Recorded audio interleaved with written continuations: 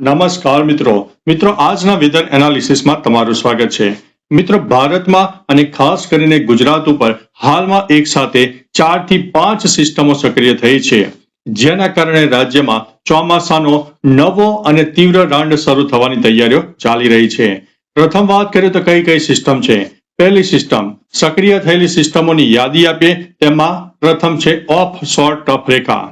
અરબી સમુદ્ર અને દક્ષિણ ગુજરાતના એટલે કે કાંઠા વિસ્તારોમાં આ સિસ્ટમ બની ચૂકી છે। બીજી સિસ્ટમ છે સાયક્લોનિક સર્ક્યુલેશન। ગુજરાત અને આસપાસના વિસ્તારો પર ઉપલા વાતાવરણમાં સર્જાયેલું ચક્રવાતી પરિભ્રમણ એટલે કે સાયક્લોનિક સિસ્ટમ। ત્રીજી સિસ્ટમ છે મોન્સૂન ટ્રફ રેખા। અક્ષીય રેખા ગુજરાત પરથી પસાર થવાને કારણે ભેજવાળા પવનો મિત્રો ખેંચાઈ રહ્યા છે। ત્યારબાદની સિસ્ટમ છે શિયર ઝોન સિસ્ટમ। તે પશ્ચિમી પવનોના ઘર્ષણથી બનેલો ભેજનો પટ્ટો છે, જે ગુજરાતને ભેજ મળશે। હવે મિત્રો તારીખ 30 જુલાઈથી 5 ઓગસ્ટની વરસાદની આગાહી તમને જિલ્લા પ્રમાણે જણાવીએ છીએ। આજે મિત્રો તારીખ થઈ ગઈ છે 30 જુલાઈ। આજે અતિ ભારે વરસાદની શક્યતા કયા વિસ્તારોમાં છે અને ઓરેન્જ એલર્ટ આપી દેવામાં આવ્યું છે। મહત્વની વાત છે કે ઉત્તર અને મધ્ય ગુજરાતના ઉત્તરી ભાગો જેવા કે બનાસકાંઠા, પાટણ, મહેસાણા, સાબરકાંઠા, અરવલ્લી, ગાંધીનગર, અમદાવાદ, આણંદ અને ભરૂચના અનેક વિસ્તારમાં જોરદાર વરસાદ થઈ શકે છે।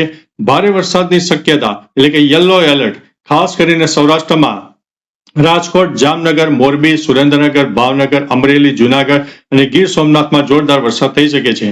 બીજી તરફ મધ્ય અને દક્ષિણ ગુજરાતની વાત કરીએ તો પંચમહાલ હોય, મહીસાગર, વડોદરા, સુરત, નવસારી અને વલસાડના અનેક વિસ્તારમાં જોરદાર વરસાદ થાય। આવતીકાલે તારીખ 31 જુલાઈથી 1 ઓગસ્ટની વાત કરીએ તો સૌથી વધુ તીવ્રતાવાળા વિસ્તારો રેડ અને ઓરેન્જ એલર્ટની વાત કરી દઈએ। ખાસ કરીને આ 2 દિવસો દરમિયાન મેઘરાજાનું જોર સૌથી વધુ રહેવાની શક્યતા છે। અત્યંત ભારે વરસાદ જેમાં રેડ એલર્ટ આપવામાં આવ્યું છે, જે 31 તારીખ જુલાઈ છે। દક્ષિણ ગુજરાતના અનેક ભાગો જેમાં સુરત હોય, નવસારી, વલસાડ, ડાંગ, તાપી તેમજ મધ્ય ગુજરાતમાં પણ અમદાવાદ, આણંદ, ખેડા, વડોદરા અને ભરૂચના અનેક વિસ્તારમાં ભારેથી અતિ ભારે વરસાદ થઈ શકે છે। બીજી તરફ મિત્રો સૌરાષ્ટ્રના જૂનાગઢ હોય, ગીર સોમનાથ, અમરેલી, ભાવનગર, રાજકોટ અને કચ્છના પણ અનેક જિલ્લામાં મુશળધાર વરસાદ પડવાની સંભાવના રહેલી છે। ત્યારબાદ મિત્રો ઓગસ્ટ મહિનાની 2જી તારીખ અને 3જી ઓગસ્ટની વાત કરી દઈએ। 2જી અને 3જી ઓગસ્ટથી વરસાદનું જોર ધીમે ધીમે ઘટવાની સંભાવના છે। ખાસ કરીને સૌરાષ્ટ્ર હોય, દક્ષિણ ગુજરાત અને ઉત્તર ગુજરાતના મોટા ભાગના વિસ્તારોમાં હળવાથી મધ્યમ અથવા તો કેટલાક સ્થળે ભારે વરસાદી ઝાપટા પડી શકે છે। બહુ મોટી વરસાદની સિસ્ટમ અસર કરશે નહીં। ત્યારબાદ મિત્રો તારીખ 4 અને 5 ઓગસ્ટની વાત કરી દઈએ તો આ પ્રમાણે કોઈ મોટી અથવા તો ડેન્જર ચેતવણી આ 2 દિવસો દરમિયાન આપવામાં આવી નથી।